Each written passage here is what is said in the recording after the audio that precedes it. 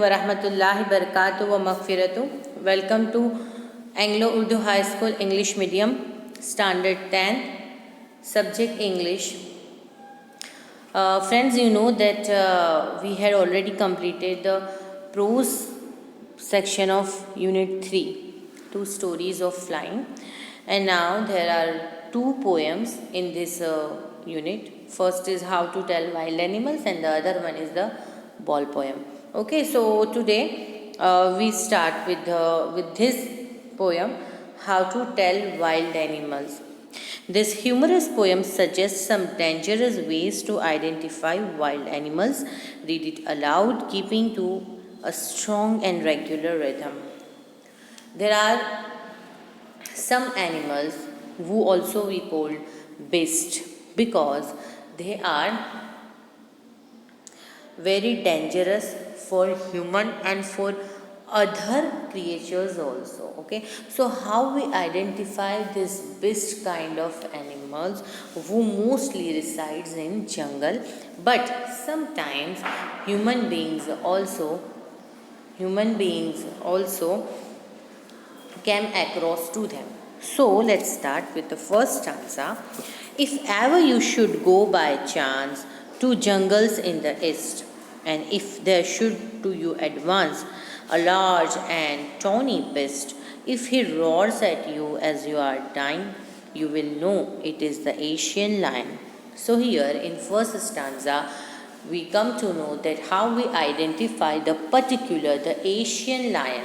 Okay, so here poet says that if ever you should go by chance, अगर आपका by chance जहाँ east जंगल में जाना हुआ, to jungle in the east के जंगल में अगर by chance आपका जाना हुआ या आपको जाना ही चाहिए या आपको चांस मिला, and if there should to you advance, और अगर आपको वहाँ पर कुछ एडवांस रहने मिला या एडवांस कुछ दिखा, a large and the tawny beast, एक सब में बड़ा और टॉनी बिस्ट बोलते हैं जिसे, जो बहुत डेंजरस होता है उसे टॉनी बिस्ट बोलेंगे.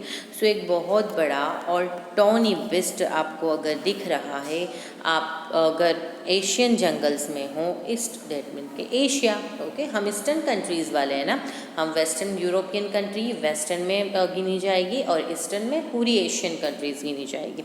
सो एशियन अगर जंगल में आप जा रहे हो, ईस्ट वाले जंगल में जा रहे हो, और अगर आपको कोई बहुत बड़ा लार्ज डेंजरस खूंखार सा बिस्ट यानी कि राक्षस दिखता है, and if he roars at you as you are dying, और वो आपकी तरफ देखकर इस तरीके से रॉर करता है like you are going to be die, so समझ लो you will know it is the Asian lion. तो वो एक निशानी है कि वो एशियन लायन है. So how do you identify Asian lion?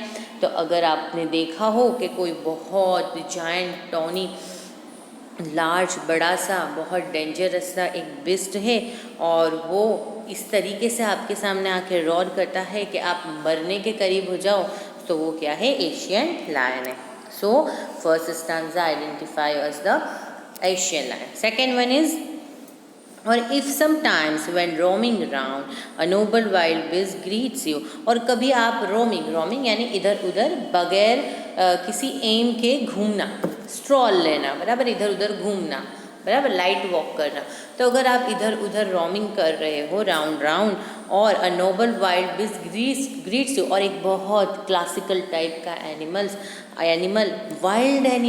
Wild beast आके आपको ग्रीट कर रहा है, यानी आपके सामने आ गया है with black strips on a yellow ground, और उसका जो डिस्क्रिप्शन कैसा दिया है पोइट ने कि वो कैसा है, वो येलो कलर का, उसकी बॉडी पूरी येलो ग्राउंड जैसी और उसके ऊपर ब्लैक स्ट्रिप्स है. Just notice if he eats you, और सिर्फ आप इतना नोटिस करना कि वो अगर आपको खाएगा या खा रहा है. ओके, या आपको डेवोर करेगा या आपका हंटिंग कर रहा है, आपको हंट कर रहा है. ओके, दिस सिंपल रूल में help you learn the Bengal tiger to discern यानी कि पहचानना. तो बंगाली टाइगर को पहचानने के लिए ये एक रूल है कि आपको मैं समझा रहा हूँ, ये पोइट जो कह रहे हैं वो कि मैं आपको सिखा रहा हूँ कि सिंपल है कि अगर एक वाइल्ड बिस्ट है, नोबल वाइल्ड बिस्ट, जिसकी बॉडी ऐसी है कि येलो के ऊपर पूरी ब्लैक स्ट्रिप है, और वो अगर आपको खा रहा है तो फिर समझ लो कि वो क्या है, Bengali tiger. So here in this stanza we can identify that the Bengal tiger is most dangerous for us because वो क्या है, वो human eaters है, वो हमें भी खा सकते हैं. Okay. If strolling forth a beast you view whose hide with sports is peppered. Okay. अगर ये अब इसके बाद देखेंगे कि अब और आप आगे स्ट्रॉल कर रहे हो यानी कि चल रहे हो, यानी कि आगे की ओर जा रहे हो और आपको एक और दूसरा बिस्ट देखने मिल रहा है. बिस्ट दैट मीन्स के राक्षस बोलेंगे, नॉर्मल डेमोन जिसको बोलते हैं, बराबर. डेमोनिक नेचर बोलेंगे, बिस्ट नेचर बोलेंगे. बिस्ट नेचर यानी जंगली. ओके. जिससे कोई जो कोई सिविलाइज नहीं होता, बराबर, और जिसे कोई रूल्स रेगुलेशन या तहजीब क्या है वो पता नहीं होता ना, उसे जंगली बोलते हैं हम. तो यही बिस्ट भी इसी को बोलते हैं ना, बिस्ट यानी कि वाइल्ड. आप एक और जंगली को देखेंगे, वो hide with sports is peppered. उस वो जो है ना, आगे जाएंगे और जब वो जो मिलेगा हमें बिस्ट, वो कैसा है, उसने उसकी पूरी बॉडी स्पॉट्स में छुपा रखी है, बराबर. As soon as he has leaped on you, और वो जैसे ही आपके ऊपर झपट्टा मारेगा, आपके ऊपर जंप करेगा, you will know it is the leopard. तो आपको समझ जाना है वो क्या है, लियोपार्ड है. इट विल, ये वाला जो है ना, ये इट विल है. Okay.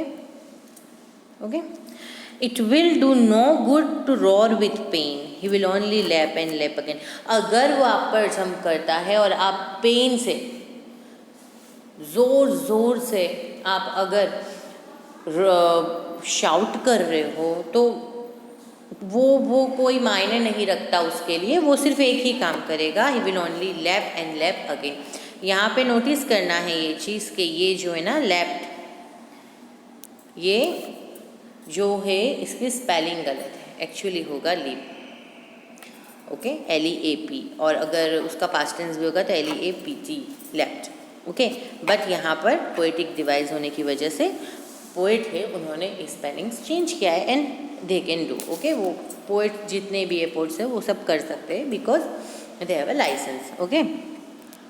Okay. Next, if when you are walking around your yard, अगर तुम एक यार्ड में घूम रहे हो, यार्ड दैट मीन्स के जो चारों तरफ से बंद है, जिसका एक दरवाज़ा है और चारों तरफ से ऊंची ऊंची दीवारें हैं, it is called yard. Okay. You meet a creature there, आप एक क्रिएचर को वहाँ पर मिलते हो. Who hugs you very hard, वो आपको बहुत हार्ड हग करता है, मिलता है, आपको गले लगाता है. Be sure it is a बैर, पर वो बैर है. अगर आपको कोई क्रिएचर मिले, वाइल्ड क्रिएचर मिले और आपको वो हग करे तो समझ लेना कि वो बैर है. If you have any doubts I guess he will give you just one more cash. अगर आपको कुछ डाउट हो अगर कि वो बैर है कि नहीं, इज़ इट बैर और नॉट, तो वो क्या करेगा, ही will give you just one more cares. Cares यानी और आपको बहुत अच्छे से हार्ड आपको क्या करेगा, झप्पी देगा और अच्छे से आपको हग करेगा.